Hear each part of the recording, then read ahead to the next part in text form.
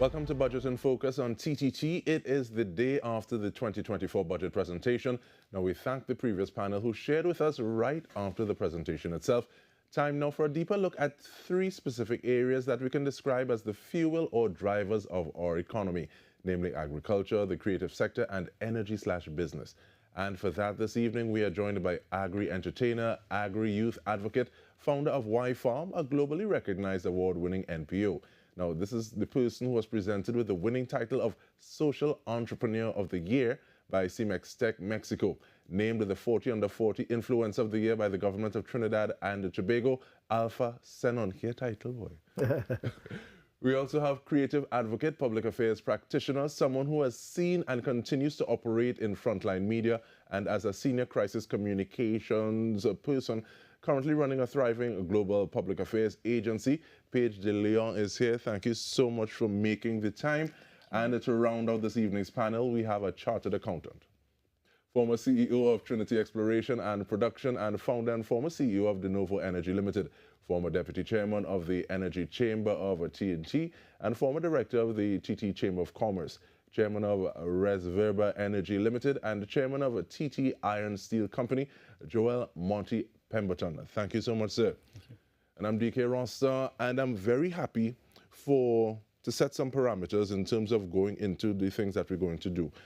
Sometimes individuals may be a little wary of speaking for groupings. So you're free to do that, just state it, as opposed to saying, well, sometimes someone may be a little more confident saying, okay, well, these are my feelings, these are my emotions, these are my perspectives. So either way is cool, but I really am grateful that you're here. And I want to start off looking at it generally, thank you. And I'll start off with you, please, Mr. Pemberton, in terms of your general ideas or general feelings, sentiments about the budget as presented yesterday. Okay. I mean, on the basis of the actual budget, I think it was a good budget for the people in terms of what the ministers articulated. My only challenge right now is really what's the long-term vision for the country. And we always talk about that, the show last year. You know, budgets still look at these one-year slices. And, you know, my concern is, you know, as we look 5, 10, 15, 20 years out, you know, where's the country going? What's that vision? And how are we tracking towards that and holding the folks accountable for what that strategy is? So I think that that is somewhat lacking. And I think if we could line up what that vision is and get the people behind it in a unified way, you could then see a true transformation of the economy with that alignment and that vision. And that alignment and that everyone feeling as though they have skin in the game towards a common vision is something that we want to talk about a little later. But let me ask you your thoughts, please, Mr. Leon. So I think that technically the budget covered all of the areas that it needed to cover. It certainly was something that was very responsive to the concerns that we're seeing in the public space with regard to the increase in the budget for national security. And I'm sure that's something we'll talk about a little bit later on, as well as the issues of the Forex crisis. That's a big one.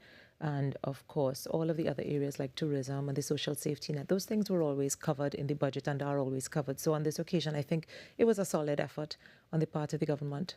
When you say technically, it feels as though that word was a bit heavy. So technically, so is there another way to look at it? Well, I think that you ask a question about what you thought about the budget. In other words, was it good or was it bad? If you look at it from a technical perspective, the budget does its job. The budget is not supposed to be Christmas. It's supposed to tell you what you can spend at Christmas. And I think that from that standpoint, it has done its work, which is really what is essential. And you say that, and I think of individuals getting their back pay around Christmas time and how they're going to treat with that. But let me bring you in, please, Mr. Senon.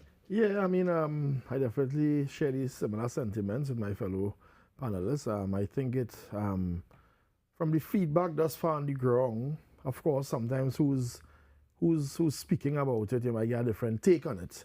But from what I have read, from what I have... Venezuela, that's really the major area, really, from a longer-term perspective to really get gas into the country. Notwithstanding, the economics of that is very different. And what I mean by that is when you have gas or hydrocarbons within your territorial waters, it's taxed by you. When you take gas from another country and you're buying gas, you're not going to get the tax revenue from that. So even though we'll be getting, hopefully, cross-border gas, the economics of it, we won't get the same economic benefits as if it's within your own waters. So going back to Paige's point, is that you really need to build the non-energy sector at pace. I'm happy to see that the non-energy sector has grown, or as per the budget, I forgot the exact numbers, but it's grown, continues to grow, and I think we need to double or triple now in that regard. In order to do that, there's one key point that I would like to stress on to the audience. In order to grow your non-energy sector, you need to have more power generation, right? And funny enough, power generation is what drove this economy with cheap gas. And that, I think, has been changing, and we need to really focus on increasing the level of power generated on the island. Because even if it's not more, you may not have parties. You can't have a party without lights. You can't be here without power. And in order to increase that sector, it needs more power. So I think there needs to be a policy as to how much more gas, renewable power, goes into power generation to power up that sector. And finally, energy security is number one in any political leader or any government agenda, whether it be Trinidad, the US, Russia, Germany. Back to the power generation point, we need to allocate some gas reserves, right, for power generation. If we deplete that too quickly, what happens in 20, 30, 40, 50 years?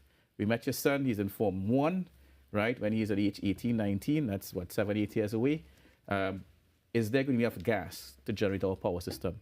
So we need to look very critically as to how we're going to look at energy security from a longer term perspective, because that is what's going to drive our economy through power generation in the non-energy sector. Whatever happens in the oil and gas, hydrocarbon, if the deep water is a success, it is a success, but chance of success in those things are less than 30%. And then you have the Venezuelan gas, geopolitical risk, who knows? We hope it comes in, but again, we can't bank on that. We have to really focus heavily on what are we going to do to build the non-energy sector whilst trying to get more gas into the system.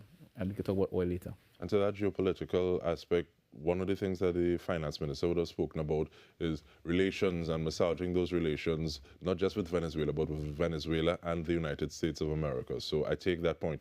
But with regard to power generation, is it just power generation, or is it also, and I'll go back to that word, vision? Yeah. Because sometimes when persons have more food, the appetite just kind of opens up. True. So we find more ways to consume that power that is being generated, as opposed to saying, okay, well, this power is supposed to go towards being able to these sorts of endeavors. So do they go hand in hand, lockstep? So I think they go hand in hand. Now, the other area of increasing power generation is also energy conservation, right, and renewable power. So the vision is everyone should literally have, what do you call it, solar panels on your roof. Use less gas for power generation, redirect that gas to power or to LNG, whatever the case is. But you need more power. There's no rich country in the world with low power generation. That's just a fact, right? You need power to drive your economy.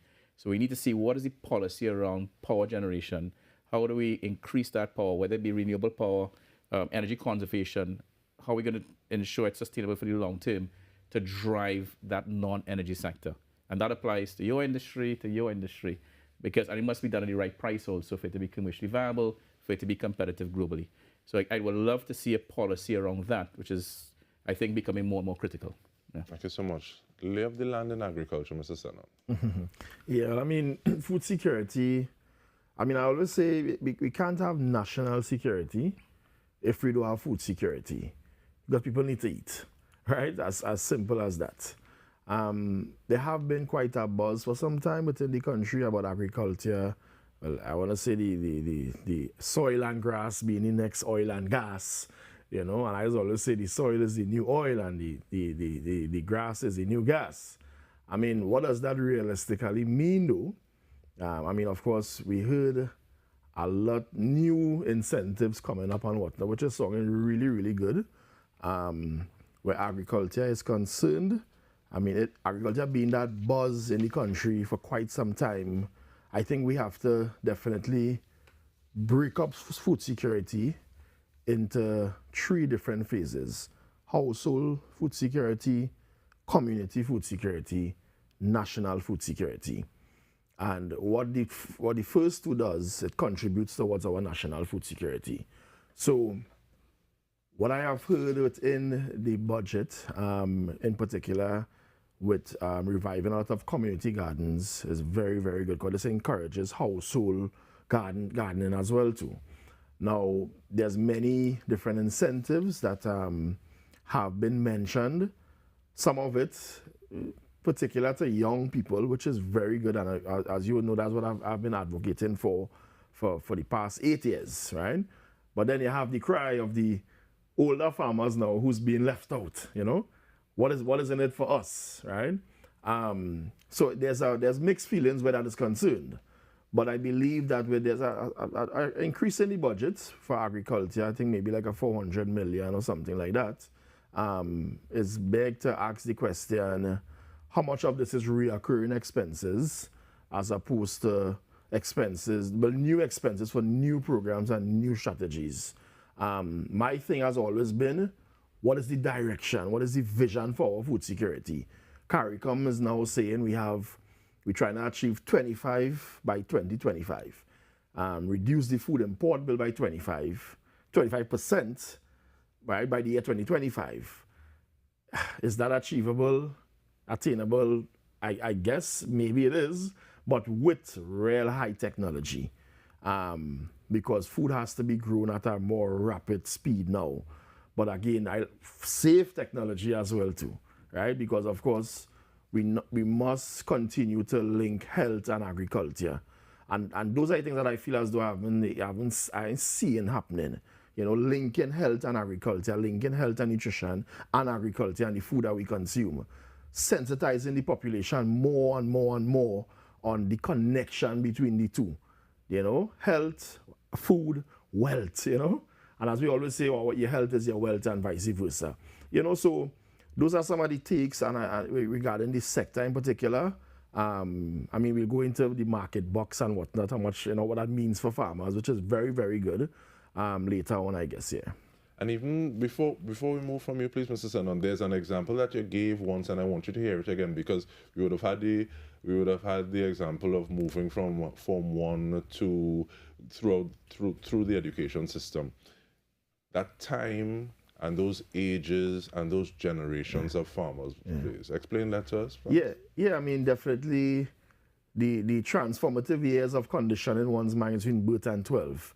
So that focus with agri-education must be emphasized within that age if we really want to create a food secure economy, you know, because it's not only at the policy level, the politician level, but definitely within the schools, within the education system, we must be able to, you know, when you look at countries like Japan and whatnot, how food is embedded within, you know, their daily life within school. They grow in the food, and then they get in it, you know, the lettuce, the carrots, they consume it in the cafeteria after, you know, the sweet potato well cut up and looking nice, and the sweet pepper, etc. So I'm saying that within that age group there is where one's mind has to be conditioned and grow and nurture that farmer. I mean, a lot of the senior farmers, however, well, they are looking at it from one side in terms of, well, you know, we are getting no investment, you know. We as older farmers are getting no investment. But previously they were quarreling about our children don't want to farm. But now, you know, it's being done in a way where their kids want to farm now, because it's now becoming attractive. It's now becoming the buzz to do. I have, on our farm, we have over 20 young people now from the Shade House program, from the YAP program, the Youth Agricultural Homestead program. Every day them coming and they're excited. And it's something I've never seen before, you know, that level of excitement amongst young people. And I think the packages that is being offered is just stimulating that excitement more and more. So I think full kudos to that. All right, and there's something that I want to go into. I'm going to fight it down because they said we need to take a break in about 3 minutes. But those packages to incentivize and make this thing appealing, and to use your word, agriculture, incentivized packages or programs or understandings to facilitate growth, to facilitate capacity building, to facilitate competence in the creative sector, in the creative industry. What are some of those things that we should be looking at if they're not being explored already? So before we talk about what we should be looking at, the frame has got to be not what you are getting, because I think that there is a lot of talk about what did you get in the budget, what are they giving to us, and people are expecting handouts. I don't know that the role of the government is necessarily to fund projects. I think that the role of the government is certainly to create a facilitative environment, an environment where people can in fact do things. And tactically, one of the first things that we're missing is data. In order for any entrepreneur to successfully mount a business idea, they have to have data. The creative sector, particularly our industry, is suffering from a lack of data. And when we've done informal studies, because it costs a lot to collect data, when we've done informal studies, we've come up with some phenomenal numbers about the contribution that the event sector in particular is making to the tourism markets in Trinidad and Tobago. But we don't have any data that is structured, that is official, that we can hearken to. And what that has done is it's created a kind of ad hoc perception of the sector. One of the big things that leads to is an event producer who has an event that has 10,000 people, that has a track record that's 10 years old, cannot go to a commercial bank and take a loan. That is unbelievable. And it should in fact not be the case in a place like Trinidad and Tobago, where our event sector is so well respected, is so well developed, and we have some practitioners who are, globally just the best in class. And they cannot go to a bank and say, can I get a loan to throw X party next year? I have been doing this for 15 years. I can guarantee you that this amount of people will come. This is my price point. This is my profit. That is not something they can do. Again, from a tactical perspective, one of the things that we would like to see is that the government sets up some kind of arrangement where, for example, and this is just a suggestion of flying a kite, $20 million put in a guarantee fund. And what that does is it gives the bank the indication that if this person defaults on the loan for whatever reason, I will get my money back, but the person still has to do everything that is required to get the loan. That serves a couple of agendas, because one of the things the finance minister talked about was the new procurement legislation. He spoke about the fact that so many small businesses do not have bank accounts. So many of them are not tax compliant. If an entrepreneur has to go to a bank and get a loan, it means that they are forced to comply with all of these different types of regulations. And while they may be small or micro enterprises, they then become a part of the system. And that is what everybody seems to want. So that something like a program where the government guarantees, listen, this money, if the person defaults, you'll get it back, but they have to go through the system. That helps to develop the entrepreneurship. And that's the kind of incentive that I'm hoping we will see coming out, as opposed to here, take a grant, here, take some money. That's what we're hoping to do in terms of changing the conversation and having the thing develop in a way that allows people to truly grow. And with that, we take a short break. We are looking at the budget in focus. Stay with us. We'll return with more.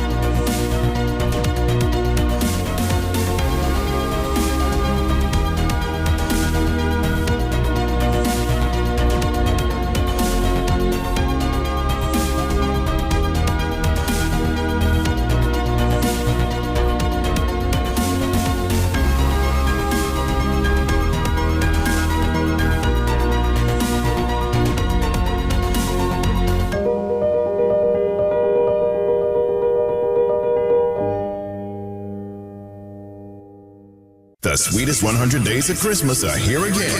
This season, let's go ahead and plan early. So take out those Christmas decorations, deck the halls, and turn on your favorite Christmas station. It's Christmas in Sweet TNT. We've got Christmas covered for you with giveaways, karaoke, parang, soca parang, Christmas songs, carols, and the gathering. The biggest charity Christmas concert and collection drive. This Christmas season on Sweet 100 FM, let's celebrate the sweetest 100 days of Christmas. Line and Length, the #1 cricket program in the West Indies, is on TTT. Line and Length brings you up-to-date interviews, analysis, and highlights on the game in the region and internationally. Plus, there's an added bonus to receive a gift of gear each month with our grassroots program. Go to lineandlength.net to learn more. Line and Length in association with Massey United Insurance on TTT. I'm Renee Sion with another edition of Caribbean Week in Review.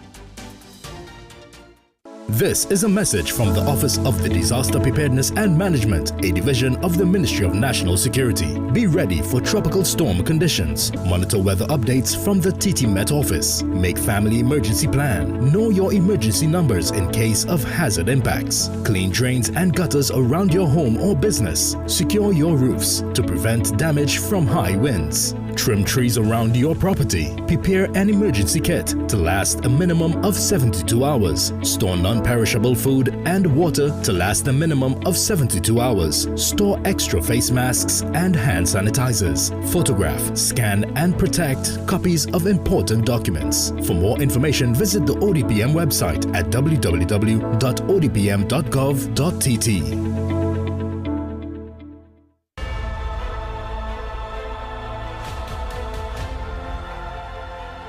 Welcome back to Budget in Focus. Now, just before we took the break, we were having the discussion about how do you take a budget allocation and make it more than it is? How do you operate from a point that is intentional, as opposed to saying, okay, well, I've gotten the money this year, and then next year I'm at the same position, and it's almost as though it feels sometimes as though I'm returning cap in hand for more of the same, and you don't necessarily see any progression. Is there a way, a manner, a suggestion, so that even to the point of saying, this is the person, they know that they should be getting these figures, they know that they should have these competencies, and kind of have these boxes to check in order to go to a lending institution to say, all right, this is what I'm working with. How can we enter an arrangement that benefits both of us? Mr. Pemberton. Yeah, I think it exists. I mean, I'm not here to bash the commercial banks. I think they are very conservative. However, they do have a very clear framework as to what's required. I think the high level of conservatism needs to change, by the way. I think they're just way too conservative with opening bank accounts and credit cards. I think they're just archaic, but that's a different story. Notwithstanding, I think the entrepreneurs, right, need to be, whether be trained or really understand what's good corporate governance at that level. In a lot of cases, they might go with, ticket sales, different things like that. And there's an element of, being truthful with your numbers. How many tickets you sell, cash versus what goes in the bank account, what exactly is going on. And that'll give the banks real comfort into when they're lending you money to get, to be repaid essentially. A bank is very simple. Once you could prove that they could repay the loan, they want to lend you money, right? So I think both hands need to come together to really make that happen in a constructive manner, right? And I don't think that's a government function either. I think that's a matter for the Bankers Association, the commercial banks to really be even more proactive, right, and take additional risk as well, because in reality, it's not a lot of money that they'd be lending. I could quote some other projects they lend to much bigger numbers that they would lose money on, but this is not big money in the grand scheme of things, right? And even in that less risk-averse, less conservative approach, getting money, I think that is one of the things that older farmers or more traditional farmers would have been talking about. How do I make you a little more comfortable so that I'm able to get this money, so that I'm able to recoup it, as well as increase food security in the nation? And I think is one of those things land tenure. Yeah. What are some of the other things that would provide, I guess, be pose challenges? Well, you have the land tenure for sure. You have also basically infrastructure on the farms. That is a major challenge. Some farmers get into their land to be able to get their produce and then drainage problem, road problems, etc.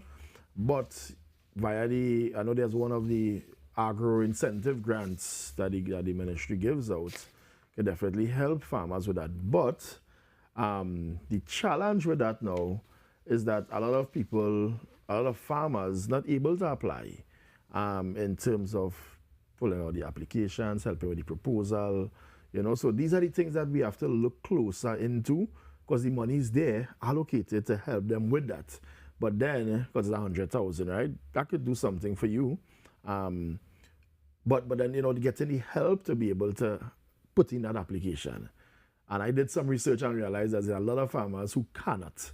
So then we should find a way to be able to help them, because in other words, then the people who really need it the most, they ain't getting it. They're reaching them. So is it a matter of field officers? Is it a matter of the children of the farmers? Is there something that is established that we can lean on and say, okay, well, the onus is on this person or this body or this grouping? I don't think it have anything like that at the moment, but something should be created where, whether it may be, as you said, field officers go to these farmers or we set up a date in the community center and all, they come in and let me help you fill it out, because these people need it. Whether it may be to help them with their agro-processing, with their storage, post-harvest technology, you name it, drain on the farm, building a dam. So many issues different farmers face, obviously. And those that really, there's water is a big problem in many farms, animal farms in particular, even in the central area. So these are things that that needs to be solved, but take a deeper look and a deeper dive into it. We put out there that, that how much of amount of million for incentives, but is it trickling down? And that's the main thing I'm concerned about. And I see that 240 kilometers of access roads are going to be rehabilitated. But even outside of that, I saw you square your shoulders when Mr. Senon was talking, like you had something that you wanted to put into that, Mr. Pemberton. Yeah, actually. Sometimes, I feel for the government and so on, because, we look to the government to do everything, but if we know that exists, what can we be doing to get it done then? Is that, we don't have the answers, but sometimes we look for the government to give every single answer, and I think that's a bit unfair. If they're allocating money for grants and it's there and they put it on Facebook and social media, but someone can't write out a form, how do you get that other system going? I don't know what that mechanism is, whether it's a community, as you said, a community center, but somebody to take lead on that. Yeah. But I think the challenge is whoever takes lead will want to get paid, right? Nobody wants to work for free, and that's where it gets into a very interesting cycle. But we need to find a solution. But with that, and unless you have a point that you wanted to share right now.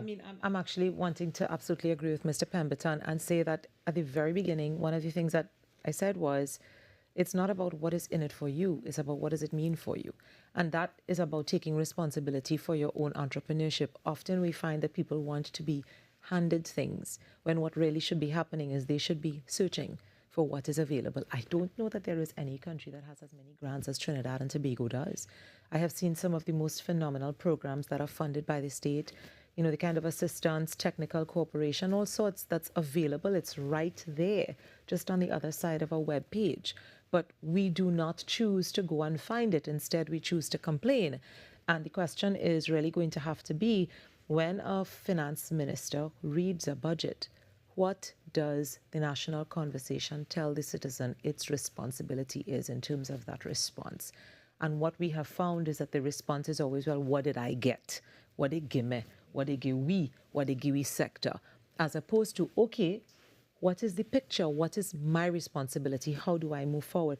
Our country looks forward to more than 70% of its economic activity being driven by the state. That is not a sustainable position.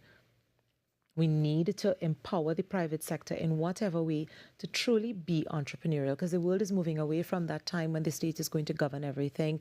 Artificial intelligence is, right there. Just today, a friend of mine was telling me, girl, I'm using AI now to write my speeches. I say, what, you're going to take away my job because I write speeches? And so when that is what we are facing, we have to take responsibility for how we view the numbers that the minister presented in the budget. For example, we saw about $90 million more in the Ministry of National Security. Every year, that's a trend. Every year they put more money into the Ministry of National Security. As of this moment, it has not assisted with abating the crime spate. Things just keep getting worse and worse. is the issue. And the reason I brought that up is because is the issue really more money? Is that what is needed? Now, I'm not a criminologist, nor am I some kind of, tactical national security expert, but there are people who can tell you what the real issue is, but it can't be money if every year you put in more money into something and nothing is changing. And I think that if we look at that across the board, we have the answer to the question of what is the responsibility of the citizen to respond to what is there and do their part. And I don't think that we're doing that at all as a country. That crisis communication and reframing the narrative is just rising to the fore.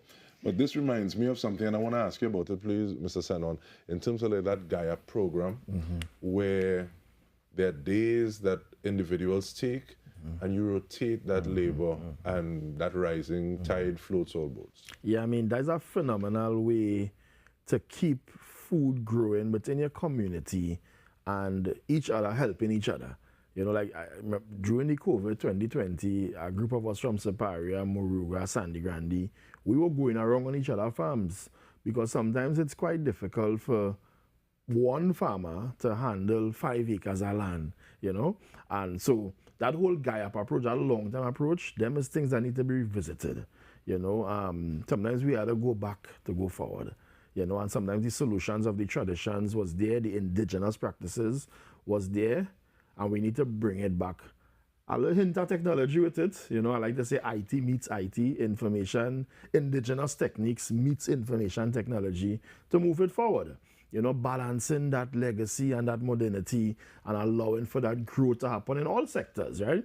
But that Gaia program is something that, and Farmers Field School, for example, as I'm an extension student, and looking at, we go on a farm, a master farmer, and all the farmers within the community come to that area, and we do our training. That whole Farmers Field School approach is something one might say is a long time thing, but these are things that needs to be revisited because sometimes there might be a pest tackling your field, your coconut field, for example. And how can we all then benefit from that training collectively right there and then on that farmer's farm via the Farmers Field School. So those are some of the approaches. Look, when you think about the climate, how it's affecting food right now, we have to have more conversations on climate financing. What does that really mean right now for food and agriculture and other sectors, of course? A simple strategy of leaving no soil uncovered.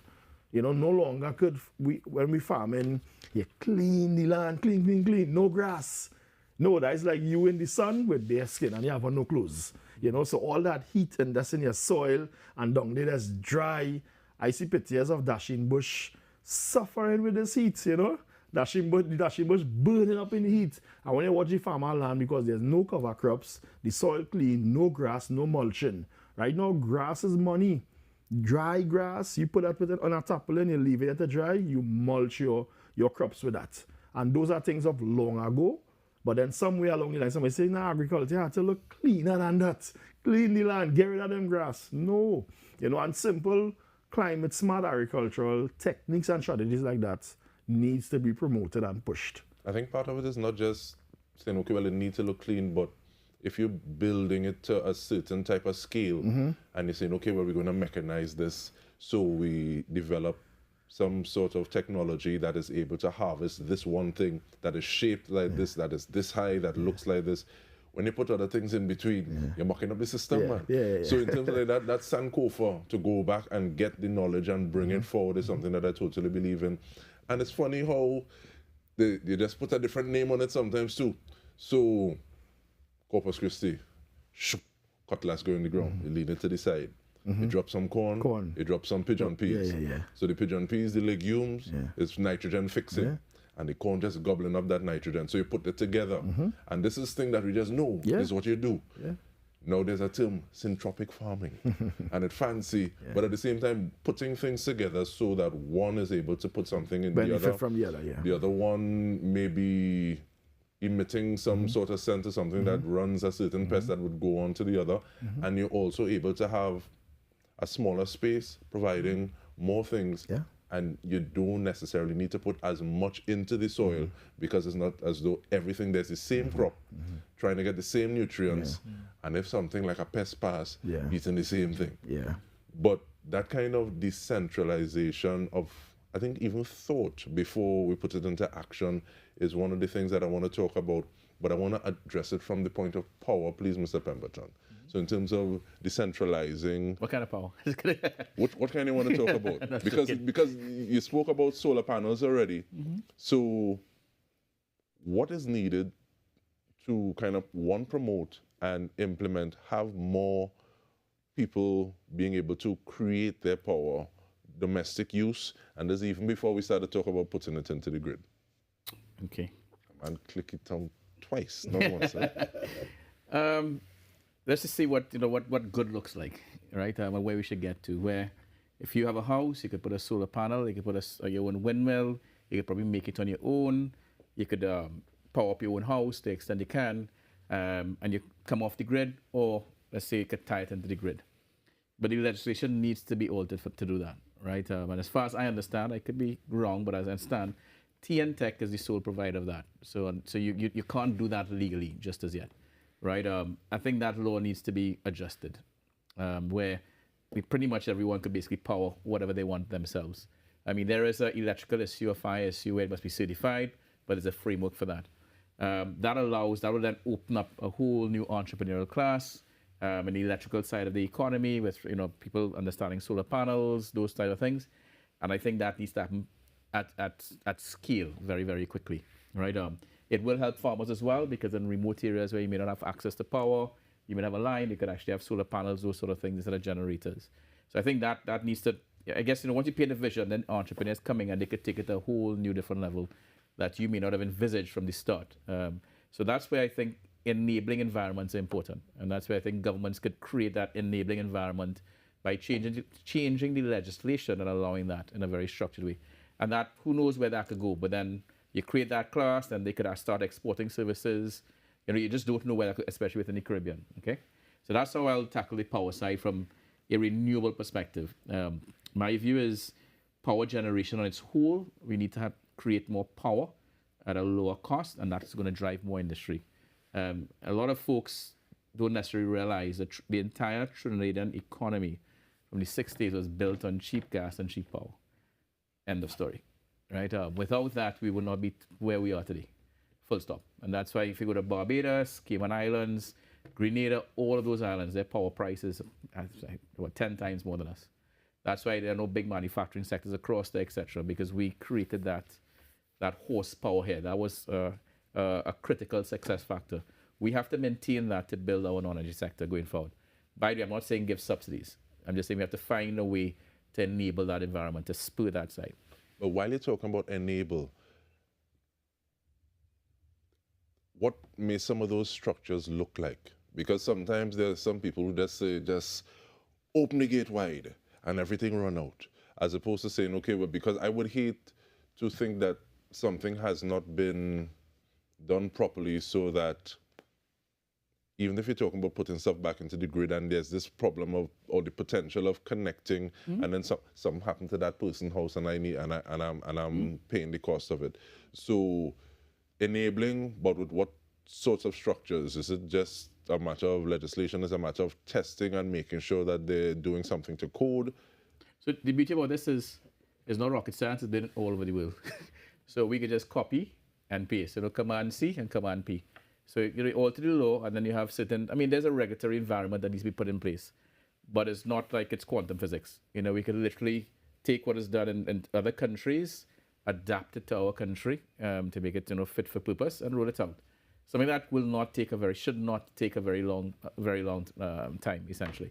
But it must be regulated, because there are fire issues, there's electrocution issues, etc. But it's not difficult. Right, we make it difficult. We could actually make it quite easy. Yeah. Let me bring in, please, Ms. De Leon, because I see you write a little bit, I see you nodding plenty, and I also want to ask about how it is we build our data sets, but I'll ask that after. So I think the key continues to be one of the things that Mr. Pemberton said at the start. What is the vision? Where are we going? What are the intentions?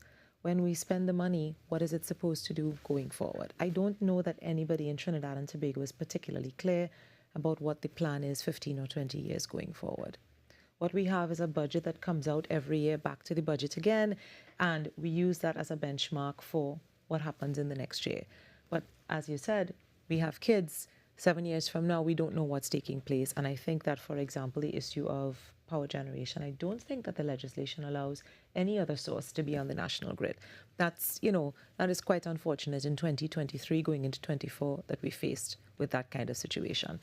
I think with regards to the energy sector, it provides an important model for us. Initially, the energy sector was not only heavily subsidized, but the practitioners in the sector were also heavily incentivized. That meant that they came here in droves. Expertise was imported into the country, and now we have one of the most accomplished energy sectors in the world. We have some of the most accomplished practitioners, from the safety people to the rigging people to the drilling people. It's all here. And in the context of our sector, which is the creative sector, it would be nice if at this stage we would recognize the value of this sector. We would be very clear about what its contribution to the national economic pie, and use those same types of incentives to bring people in and to support people wanting to be a part of the sector. And that will assist with growth. The legislation that needs to be formed, again, it's not rocket science. There are tons of models all over the world that work really, really well, that call for initial subsidization, and incrementally the government, the state, the grant funding comes out of the process. I think that that's something that we can use even in the agricultural sector. You start off helping, facilitating, supporting, and then you move away from it. But that is not to say that we don't have a responsibility. I think that the key now for the country has to be, how do we work in tandem with the budget that we have? We have a budget. This is what it is. You may not like it. Every time the Minister of Finance says yes to something, he has to say no to something else. He cannot please everyone. It is not possible, because we do not live in a country where there are infinite resources. So he has to decide what the priorities are. And I think that as a country, we have to have a certain amount of faith in the people who are inside of these positions, that they are doing what they need to do. That's not to say there's not politicking. That's not to say there's not nepotism. But when you take all of that, you put it into a pot, you have what you have. What are we doing in tandem with what we have to make things better for everyone? Because all of these sectors that we're talking about tonight, these are the real exponential and explosive growth sectors. I think the only one that's missing is sport. This is the triad of power, of economic power, sitting at the table, meaning we are representing those areas. And if all of us are saying that what needs to happen is people need to be more aware of what exists, perhaps the public relations strategy needs to change. I don't know. But certainly, if this is the economic powerhouse and we're all saying that there is enough available for us to do better than we're doing now, then perhaps there is in fact something to that. But in terms of that being in fact that, and we come back to your point, actually, no, let's take that point now, because the question I want to ask, I wanted to ramage on it a little bit. Thank you. So I would ask the question, actually. Sure. Please. Sure. So when you talk about events and so on, are we looking within Trinidad? Because the reality is the oil and gas sector, the sheer size of the sector, I don't think could be replaced by any other sector, right? Within Trinidad and Tobago. It's just so big. And I think I don't think folks really fully understand the size of that particular sector. But what I'm seeing on the event side is a lot of event companies, artists are really exporting their services at scale and utilizing local talent and moving outwards. I mean, an all-inclusive party concept is not really heard of outside. I mean, I'm going to bring it up. Tribe had their melee in Cancun, phenomenal success, right? And they're tapping into an entire new market. You're not relying on the Trinidad and Tobago government. You're relying on getting approvals in other governments, etc., to have a party. There's one someone had a party in Tokyo, I think 2 weeks ago. There was Japan Carnival. Japan Carnival. Yeah. It is There's expanding. one in Dubai in December. So if we expand that and utilizing your resources, then you could scale up so quickly outside of the world. You could have 50,000 people in Trinidad servicing the world, right? Export. What are we going to do that versus just saying you're having a party on the next side of the road? So maybe I can sort of, ramage, as you say, on this point, because it's something that the association, the TTPA, has been advocating. It's been 5 years that we've been talking about how critical it is to recognize and massage that global carnival brand that's Trinidad and Tobago. And we're so good at it that we've been able to take the same models that we use and replicate them all over the world. And every year there's a new carnival. Every year there's somebody else. And the same people who live here, who work here, who do very, very well here, they literally don't have a single weekend where they can stay in Trinidad because there is demand for their services. Now, one of the scary things I heard today is, well, yesterday rather, is that the Minister of Finance is indicating that as a part of his Forex strategy, he wants to ensure that people who are earning money abroad are bringing it home, because that, repatriating that Forex with locals is one of the ways. Now, that obviously is scary for the entrepreneurs, but it is the reality of the situation because we have a Forex crisis. So he specifically targeted that. And of course, that falls right into the garden of the sector you're talking about. You have artists. I mean, we know the names. We have Marshall, we have Voice, we have Nyla Blackman, we have everybody going out there, working, doing well, and bringing flowers, kudos, and money back home. And so it is critical that when we sort of make ourselves ridiculous in Trinidad every year, and I know that people are not going to be happy that I've said it, but we make ourselves ridiculous as a country when we are squabbling about who get what and who get paid for this, and noise here and this there. We make ourselves ridiculous when globally we are superstars and we don't recognize, understand, and appreciate the value of the sector. I mean, at all. When we look at how it is viewed here and how the practitioners are looked at. They really are international powerhouses sitting down right on our doorstep. And I think that what we've done is, instead of taking the expertise, the experience, the knowledge, the connections, and the contacts that those people have earned, and using it to inform best practice, using it to support agriculture, using it to support energy, using it to support sport, we just, like I said, make ourselves ridiculous and treat it as though, well, it's just wine and jam and it's just party, but yet still you had a carnival in Japan. Just the other day, there's one happening in Dubai, and there are carnivals all over the world, and it's the same party brands, the same artists. So we have to, again, what is our vision for where we're going? What is the responsibility that we have to take when it comes to loving ourselves? And I talk about love all the time because it's really critical, even in the context of money. We have to love ourselves enough to decide what we want to do as a people going forward, and I don't think we have a clue. But I do have a clue that we need to take a break at this point in time, so stay with us. We'll return with more.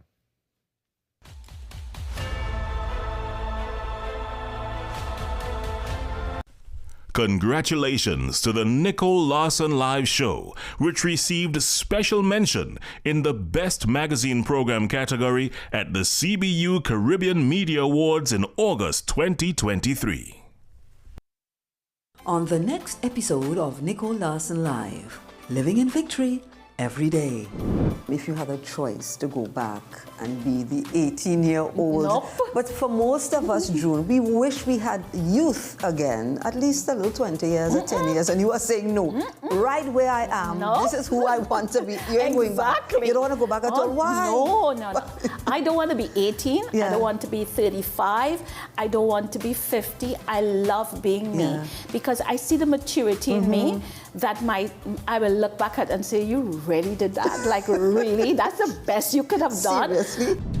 Reduce your expenses. You must find a way to cut back on your expenses.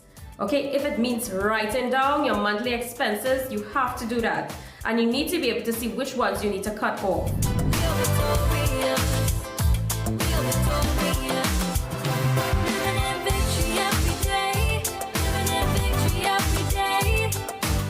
An encore of Nicole Larson Live, living in victory every day.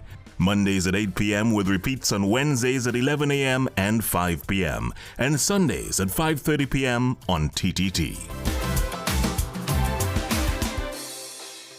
I'm Renee Sion with another edition of Caribbean Week in Review.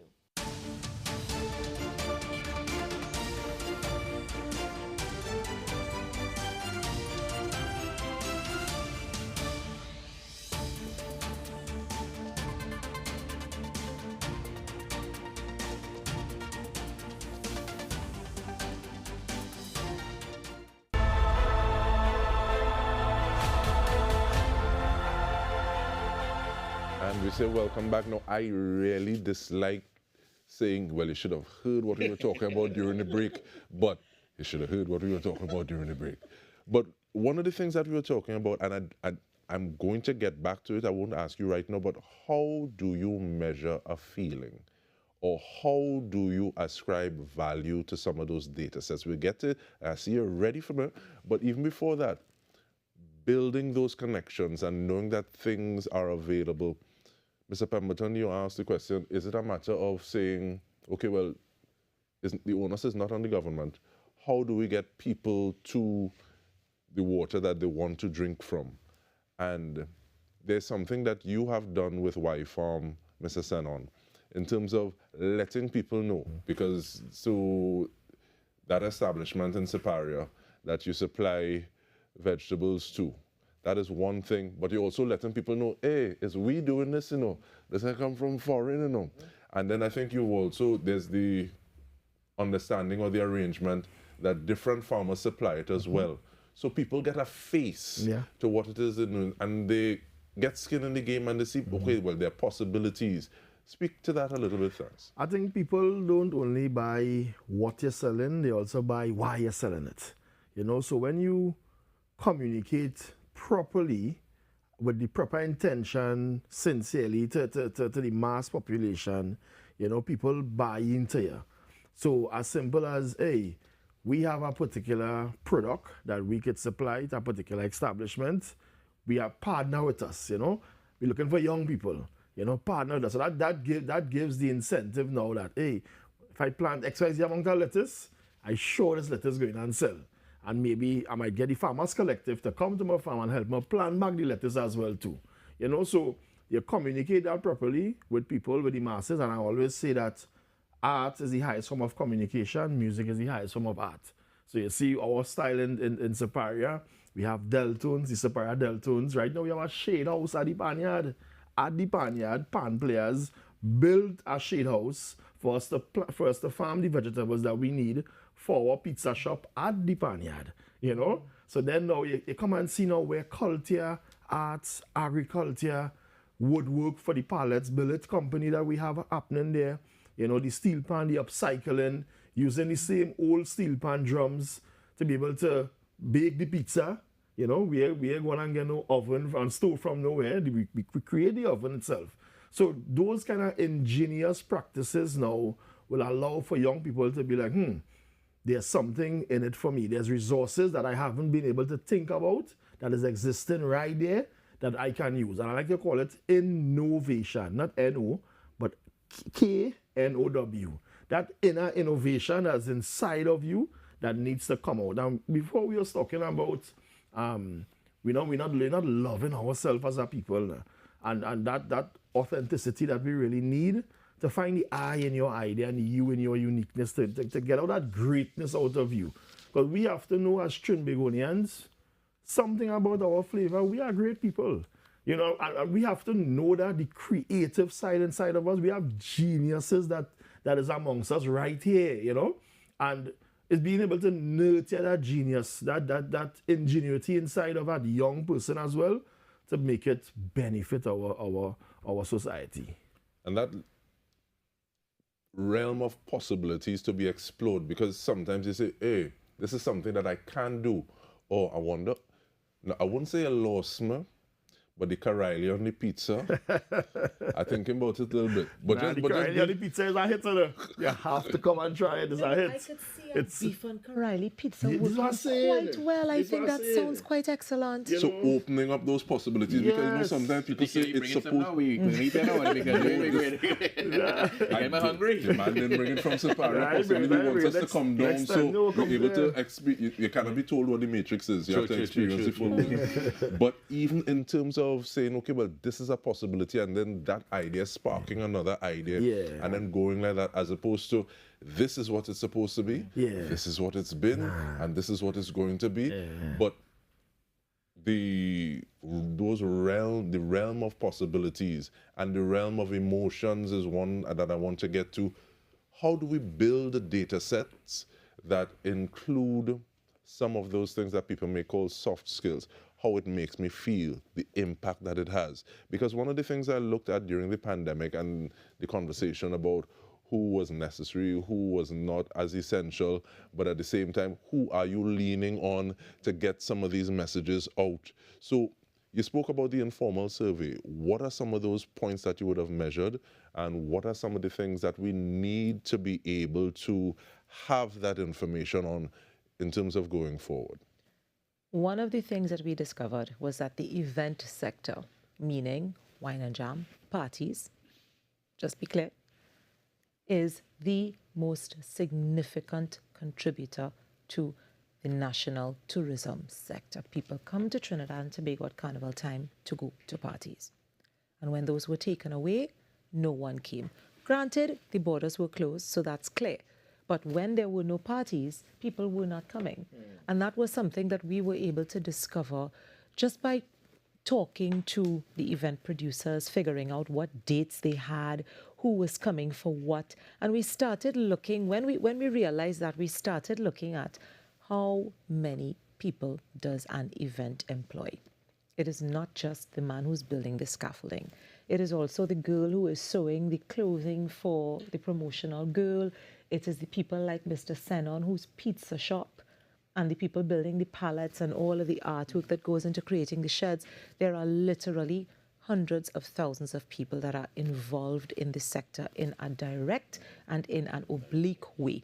We employ a lot of people, and that aspect of how we create those data sets, as you call it, is what's missing. And what we have to do is dial it back a little bit and start doing proper stakeholder mapping about what the sector means. If we are serious about developing the non-energy sectors, stakeholder mapping is key. When you know who your stakeholders are and you know who your driver stakeholders are, you have a real sense of what the economic contribution is from a particular sector. And I don't think that outside of the energy sector, which is well researched and old, that we have that for many of the other areas. I think that if we look at sport, we have the same kind of idea that there isn't enough stakeholder mapping and there isn't enough data collection about all the different people. Blue Waters is a significant contributor to Carnival as a water provider. Oh, sorry, I probably wasn't supposed to call a brand. I apologize for that. But any brand that's providing water, that's providing food, you have restaurants and so on, they are significant stakeholders.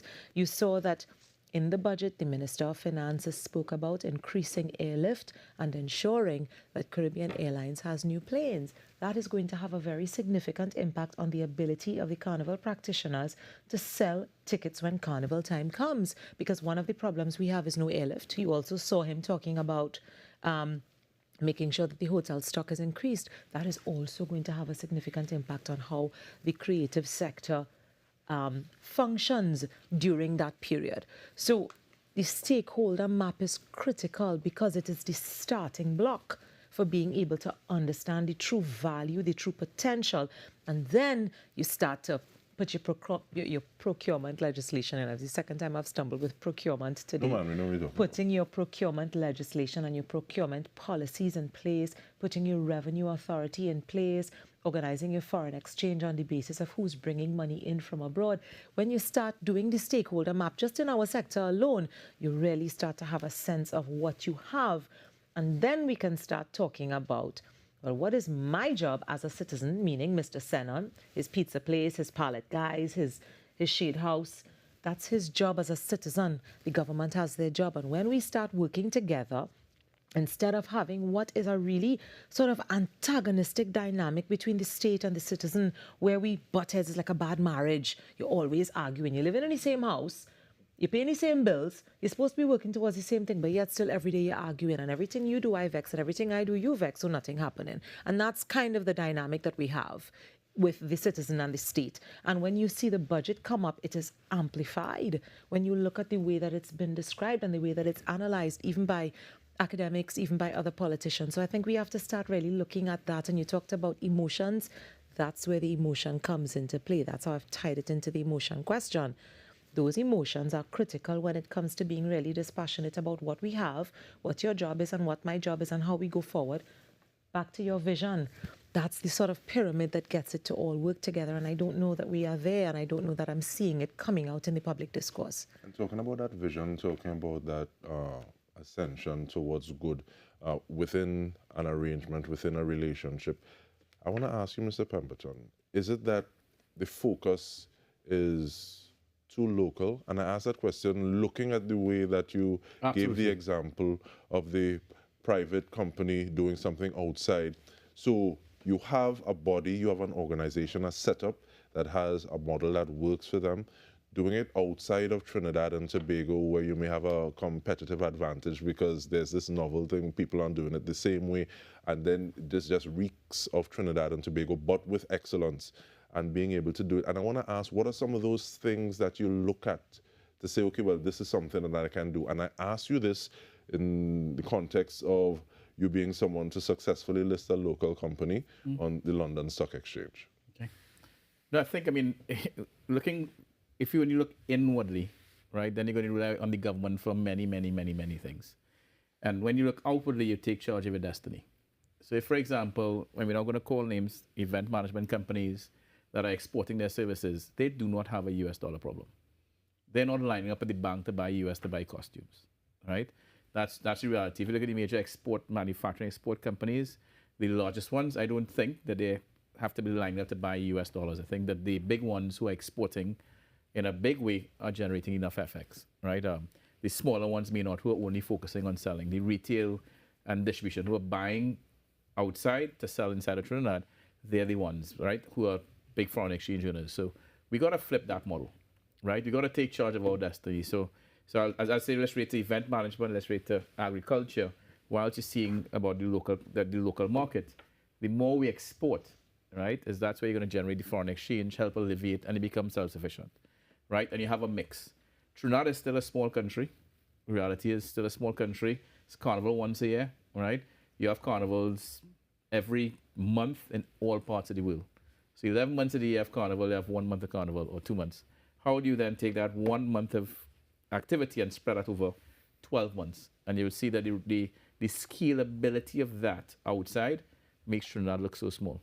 Sometimes we think Trinidad is big, we go on RP Avenue and Carnival Day and you're seeing people, but that's really and truly a drop in the ocean when you go outside, right? How do we change that mindset and go outside? How do we get the right skill sets to allow us to do that, right? Understand different cultures and maneuver. And that's what's required, right? And we've been pioneers, no question about it. We've been pioneers in the energy sector, we've been pioneers in the music industry. Sorry if I don't know about the agriculture, but I'm sure we're pioneers in the agriculture industry. I'm just speaking of pure ignorance. But in many, many areas, we've been pioneers. You have a very powerful diaspora around the world. I mean, you have President of Howard was a Trinidadian from St. Mary's College. I need to just put that in. You have very, very, and you could leverage on that diaspora as well to get you into these markets. And I think that's an important push. Requires some upskilling, a different way of thinking, and also realizing that, whilst we're Trini, we also have to respect other cultures, right? We can't go in with the Trini mentality. And I think you'll see a very, very significant shift.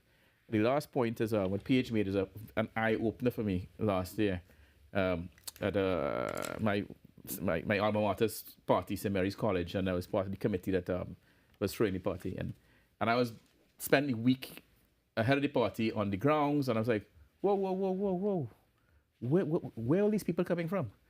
The amount of people involved in every little hut and everything.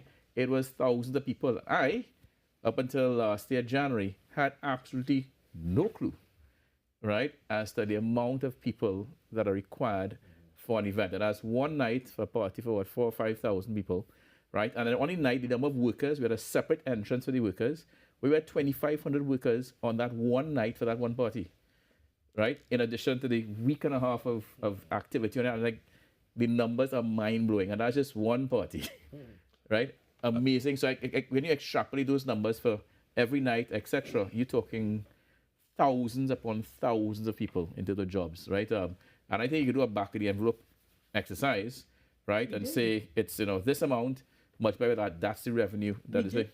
Yeah. And just to stick a pin, but when we looked at the way that the people who do the events, for example, the scaffolding guys, they literally have to spin that scaffolding over 7, 8, 9 times in 2-3 days when it's Carnival week.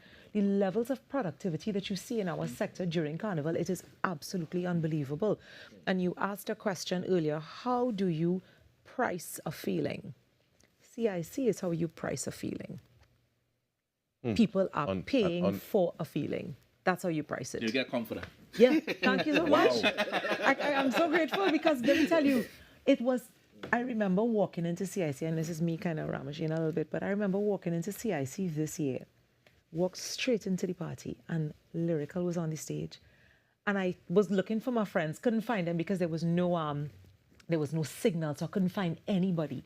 And I stood there and I was totally transfixed by what I was seeing, because I thought that this is probably one of the best produced events I've ever seen anywhere in the world on a regular Saturday night in tiny little Trinidad and Tobago. That is how you cost a feeling. And on that point, we take a break. We're almost at the home stretch, but stay with us, we'll return with more.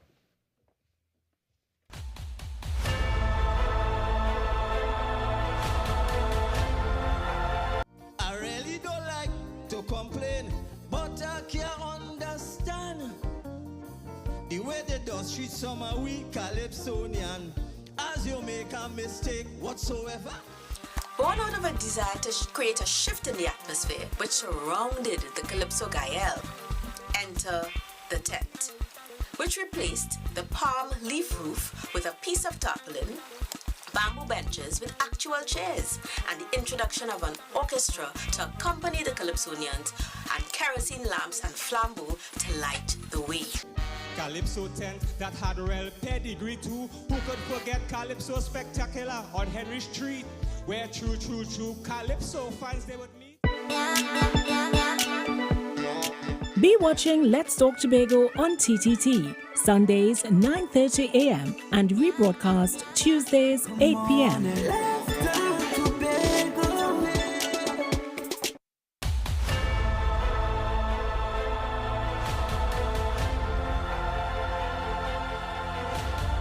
We made mention that actually on the billboard, you've seen some Karaili there. We have some recipes passing back and forth. But that leveraging, upskilling, evolving is something that I want to talk about. How do we leverage what is already happening? Earl Lovelace asked the question, what will we do with what we have done? Those pioneers, does the work continue, or do we remember, hey boy, that was better? And looking and seeing how we take it forward, how we use those lessons, the methodologies, looking at the fact that, and we didn't speak about the grow boxes as yet. So I want us to get into that, please.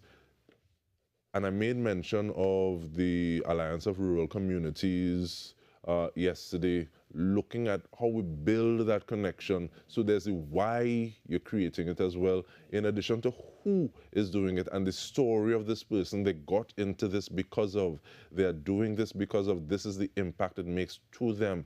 And then people, because we say outside, people don't just want the thing, they want the story of the thing. And that makes it so much more personal. But how do we kind of leverage on those things? And I'll jump in and ask from the premise of those grow boxes, please, Mr. Sanan. Yeah, for sure. I mean, people, purpose, planet, profit, you know, and connecting back to that why. Not just what you're selling, but why you're selling it. So we would have embarked upon, we looked at what's around us. You know, people destroy pallets, crates every day. They give it away, they destroy, they burn it. You know, why not take those pallets and make something out of it, right? And so we started building grow boxes from these pallets that we would then sell to people all over the country. During the COVID period, you know, the two main hobbies was planting and cooking and planting. So people were let us get something, small spaces, people in Port of Spain, small apartment buildings and whatnot to plant. So we created those grow boxes. But what is the bigger picture behind it is the upcycling. You're using the resources that you have right around you, solving a problem, you know, using your craft to solve a problem that then benefits the planet. So plant one tree and you'll eat for free. That will guarantee food security. In that grow box there, you could plant a pimento tree, a pimento plant, you know, $1 saved is $1 earned. And this is the kind of perception that we have to get out there and nail into people, you know, that they must plant that one tree to eat for free. Save you from buying that pimento in the market. Now you might say, but on the grand scheme of things, what does this one pimento plan has to do with our national food security? It has a lot to do with it, you know. So our idea is look digging deep within the creative self to come up with these things. For example, right now for our shade house, we usually buy buckets, normal buckets to plant in it. Right now we are building those buckets from pallets. You know, we building like little boxes from the pallets and we planting in the shade house using that. So young people now who don't have to be able to start it up, they could use their upstairs. You know, they use what that resources that's around them to be able to still succeed. And I feel like a back squeeze on some of the talking points until we're running out of time because we only have about 7 minutes. But even like looking at that dollar saved is a dollar earned is one of the things I think about with regard to food and food security, because money that we don't need to spend outside, however it's reduced, is money that can be allocated to different things. Like you said, Mr. Leon, when you say yes to something, you have to say no to something. So in that time though, what are some of those points in terms of like rounding up closing arguments? I'll start with you. Thank you, Mr. Pemberton. Okay. In terms of round up, I mean, as relates to the budget debate, really go back to the first point. What's the long-term vision? And then how are you going to hold yourself accountable to the action plans along that short, medium to long term, right? In all sectors, right? And I think, and once you have that with absolute clarity, you'll get the population behind it and you're going to see things move at speed and scale. I think that's absolutely critical. We have been known to have that pioneering spirit. We've also been known to tear down folks who have been pioneers, right? And bring them down for whatever reason, right? I think we need to change that attitude, which is there's another conversation. But we need to embrace pioneers, embrace that diverse way of thinking, right? Because that's what's going to really take us forward. The old way of thinking, sorry to say, is archaic and is just not working. Thank you so much, and I'll throw it to you, please, Mr. Senon, while also saying, mentioning the Shaw Foundation, which would have distributed a great deal of seedlings across the place and are still doing so. But your final comments, first. Yeah, and well, just before I get to the final comments, one of the things that we pioneered in the agricultural sector is the Trinitario cocoa. That is the best quality cocoa in the world. I feel so honored when you travel, you go to Amsterdam or somewhere, you see a chocolate bar. And when you look behind the chocolate bar, you see Trinitario, that is Trinbago. And I feel as though like we don't know that. We need to know that. We need to not only now have the best cocoa, but we need to have the best chocolate. And that's where we having a problem. But I see there was investments going to be made into cocoa, coffee, coconut, and that is excellent because it now allows for our chocolate to become the best. Long ago, we had to send our cocoa beans across the world, make them make the chocolate and send it back, and then we come and buy that chocolate now. That ain't making no sense, right? But to wrap it up, I think that Trinidad and Tobago is in a place where we now have to go with what we have to make the best out of it. And as you said, is money the solution? You know, I think money is never the solution. Yes, we have what we do with it, how we spend it, why we spend it, what we're spending it on.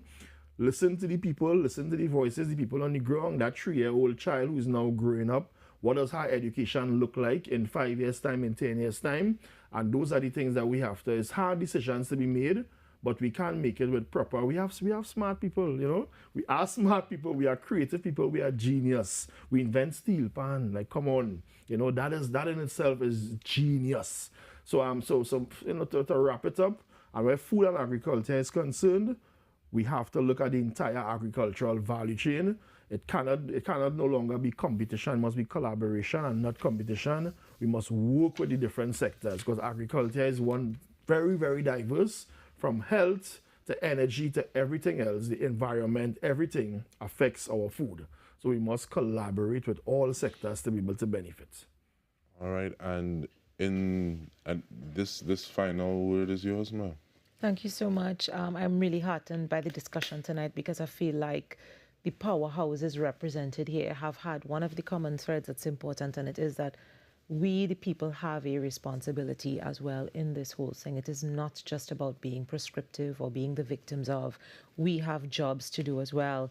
And I think that one of the things that we need to start looking at is thought leadership. Thought leadership tends to die on the couches of our family homes and at dining tables and at dinner tables, and thought leadership needs to once again come to the forefront of national discourse so that we can know what the vision is, what it should be, how do we move forward, how do we collaborate, what are the sectors where growth is possible, because you want people to also make strategic investment in growth. We're talking about putting money into education. Is that money being put into changing how we educate our kids? Our kids need to be learning, for example, coding. That's just as important as math or English now. And that's the kind of investment, I think, that if we start going back to the purest conversation about the budget, that's one of the things that I would have liked to see.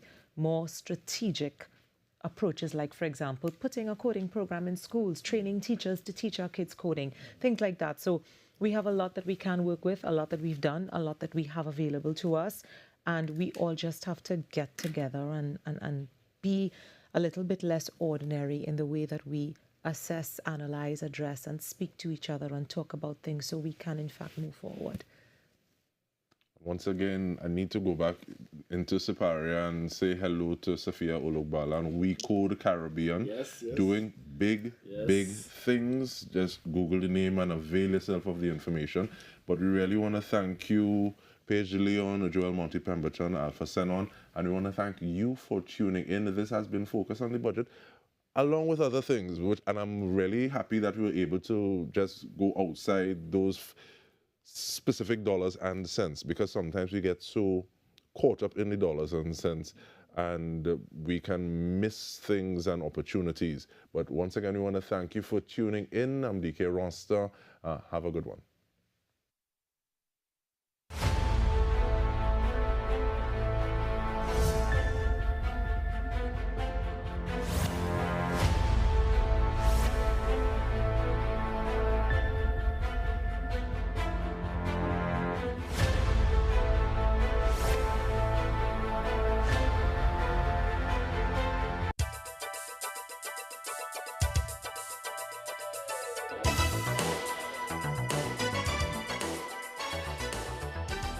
The winning numbers in the National